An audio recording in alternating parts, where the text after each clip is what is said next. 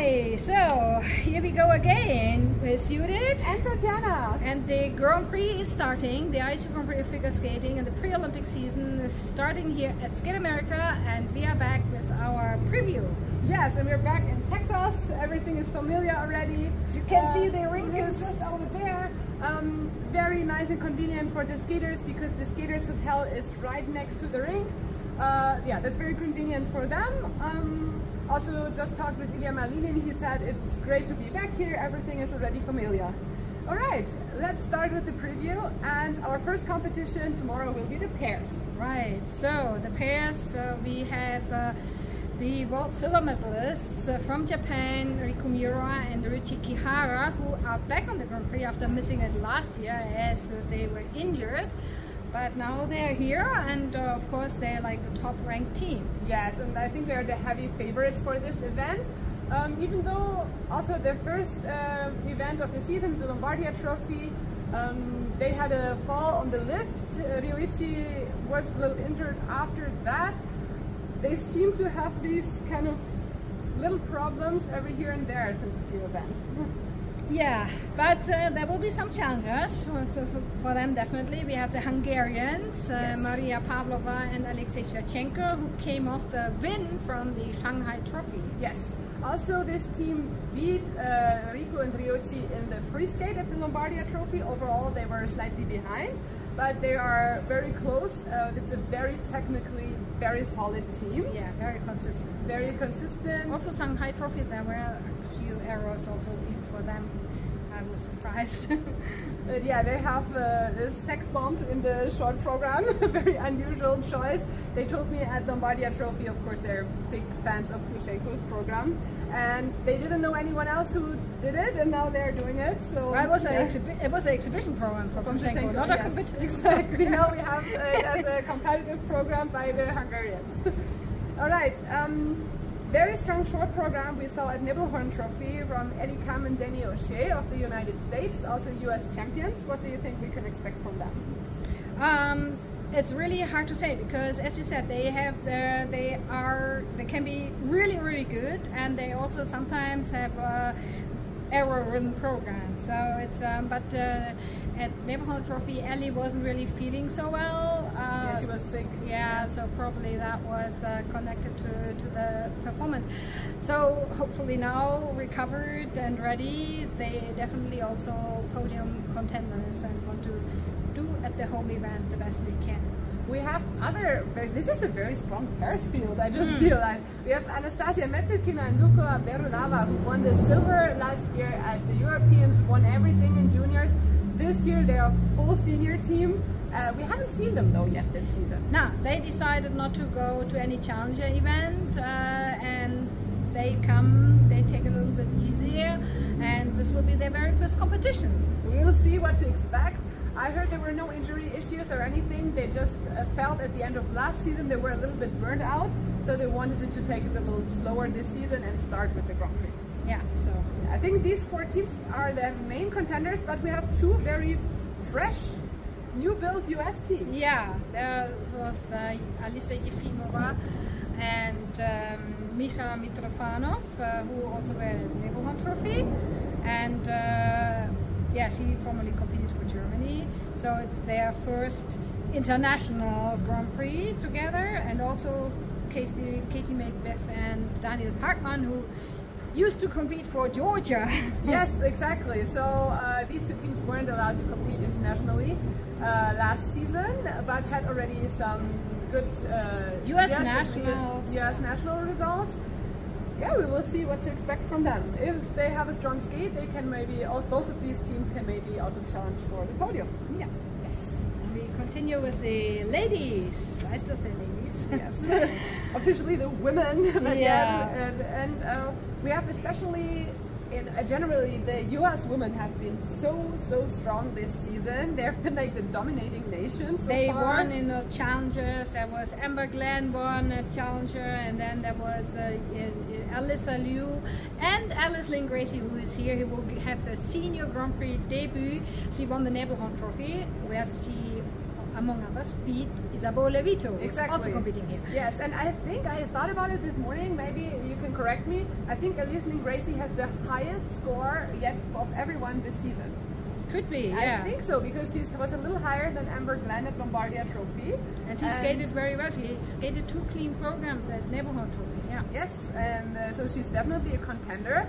Of course, Isabeau Levito is often very strong mentally, can have good comebacks, even if sometimes we saw that she was a little shaky in the short, then had a very strong free skate. She is, I think, maybe the main contender for gold, but yeah, at least maybe a challenger. Yeah, definitely. Then we have Brady Tennell as the 3rd American woman who had her first competition after the season at Shanghai Trophy. There she won the silver. Well, she came back again. Last year she broke her ankle on Halloween, just before. She was getting ready for the competition, and then she was out for the rest of the season. So definitely, and she had a good skate at good performance at the Shanghai Trophy. So it's good to see her back competing the highest level. 3 Japanese girls. Yes, 3 Japanese girls. Wakaba Higuchi, we haven't seen her yet internationally this season. She said this morning that she feels physically very strong and prepared and that she wants to go for the podium. I think everyone would be happy to see Wakaba back in good shape and as a strong contender, and she feels ready for it. There's Rinka Watanabe, of course, who has a triple axel in her repertoire. She said she only wants to try it once at Lombardia Trophy. She went all out, tried it 3 times. Not successful, then she ended up pretty low in the ranks. I think she was 7th or 8th after all. But now she says she wants to take it a little easier, only attempt the triple axel once in the free, and I think that's maybe a wise decision. Oh yeah, definitely, because I don't think there's anyone else doing a triple axel here. Yeah, I don't think that Wakaba is doing the triple axel right now. Doubt it as well. Yeah. Then Yuna Aoki, also a good Japanese skater who's at her first Skate America. She always prefers the triple loop combinations. And yeah, she said this morning that this year's free skate is a continuation of her last season's free skate, and yeah, that she will show in both of her programs that she developed into what she say, beautiful mature woman, and that can be seen in her programs, and that sounds very promising. I think we should mention Nina Pinzorona, who debuts her season here. So we haven't seen her yet. Last season she was very strong. I don't know yet why she didn't do any challengers. We will have to ask her. This morning in practice, I think she looked pretty good. Yeah, we'll have to see. Maybe Livia Kaiser from Switzerland, very solid jumper, also had a good outing at Nibelhorn Trophy, very good last year at Worlds. I guess she can also be a contender if others make mistakes. And there's also Minchie Kim of Korea, not as known as some other Korean skaters, but I mean, Korea was their strong team to be selected for the Grand Prix. It's already look out telling. Yes. Then on Saturday, the ice dancers start, and yeah, of course we have very, very big favorites here. Yeah. Madison Chuck and Erin Bates. They are going for their 5th Skate America title. So that's already speaks for itself, and of course the 2-time world champions. And then we also think, I mean, obviously the 2nd highest ranked couple is Lila Fear and Louis Gibson. Won the Nibelhorn Trophy, and yeah, they have their usually style programs a little bit, and not that upbeat in the free as the previous years. Still, they keep their style. They keep their style, and that's something you can also say. So it's a little similar maybe, but we will see how it develops over the season. I think the bronze medal is pretty open here. Yeah, there's a lot of teams that could go for the bronze medal. The Canadians, Marie-Jade Loriot and Romain Legac. We're now the 3rd ranked Canadian team. After Nicolas Herensen got banned, I think this team has now a good shot to make it to Worlds, make the Olympic team. Maybe that motivates them extra. Yeah, Diana Davis and Gab Smolkin also, who had to withdraw from because of illness from the Dennis 10 Memorial. They wanted to compete, and they changed coaching teams there now.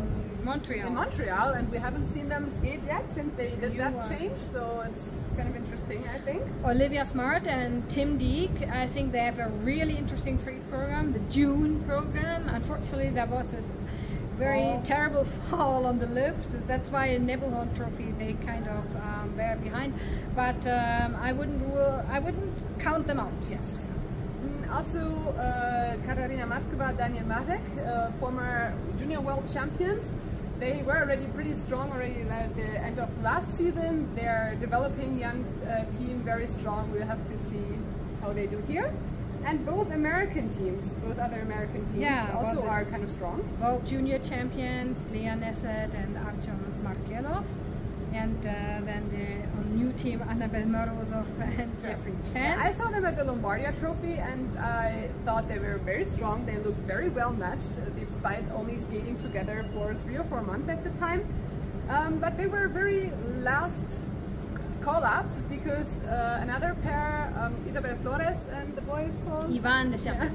They withdrew. So far, no one really knows why this change was made. Yeah, we are on it. I asked the US figure skating what maybe is behind that sudden change, and so far we're waiting for an answer. Exactly. Yeah. To the men. Yeah. Yes.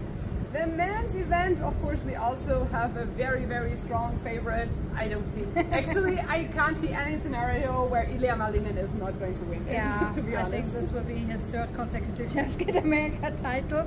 It's a competition not as strong.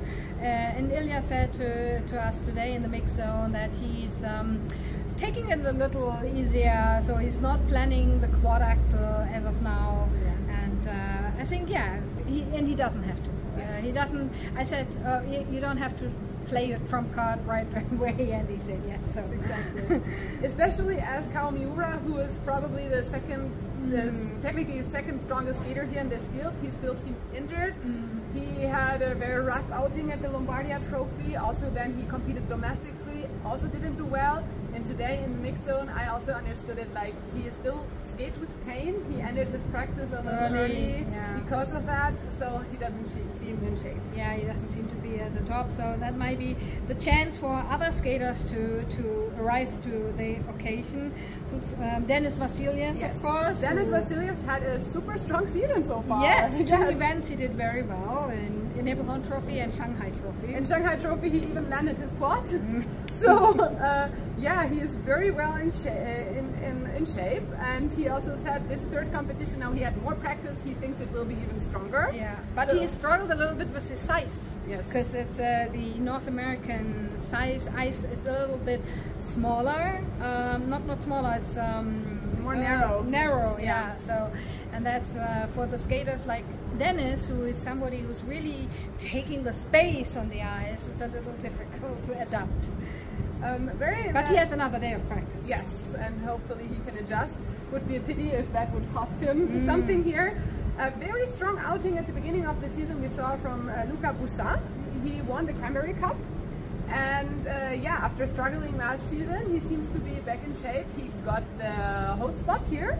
And many see him also as a podium contender, maybe if he can repeat his what he showed at Cranberry Cup. Yes. He has a little, today, maybe, I don't know if you've seen it, but he had a bandage on his hand, but he said it's nothing big, it's just he fell, so precaution to have the bandage.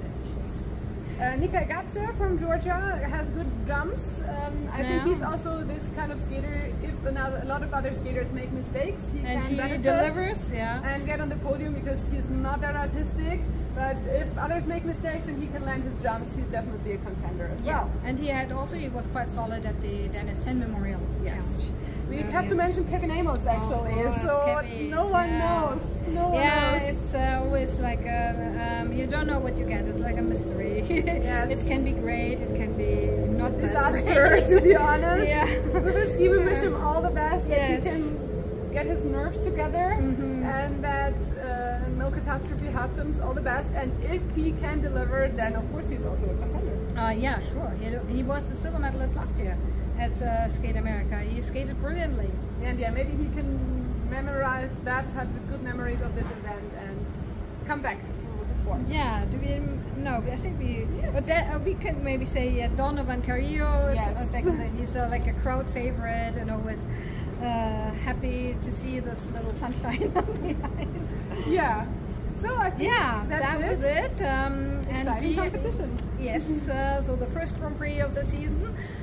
Stay tuned, follow, watch. If you're not here, you will have a chance to follow it online. Peacock, I think. Peacock is streaming from in the US at least. So, yes. Yeah, then enjoy the Grand Prix.